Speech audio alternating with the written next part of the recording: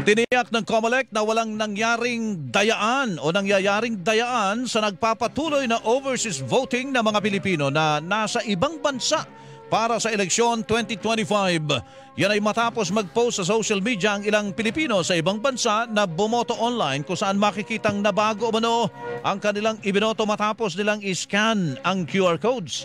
Paglilinaw ni COMELEC Chairman George Erwin Garcia, mga code lamang ang lumalabas sa QR at hindi ang ibig sabihin na ang mga pangalan na ito ay ang kanilang ibinoto.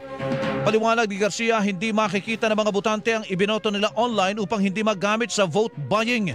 Pero maaari mo itong ma-review kapag na-print na ng diplomatic posts ang mga balota sa pagtatapos ng botohan. Hindi po talaga namin bibigay yung mismong pangalan pagkatapos ma-cast kasi pwedeng gamitin sa vote buying. Meron din tayong random manual audit at sa random manual audit pwede po makumpara yung mismong code as against doon sa na-print na random manual audit. Ang tinig ni COMELEC Chairman George Erwin Garcia.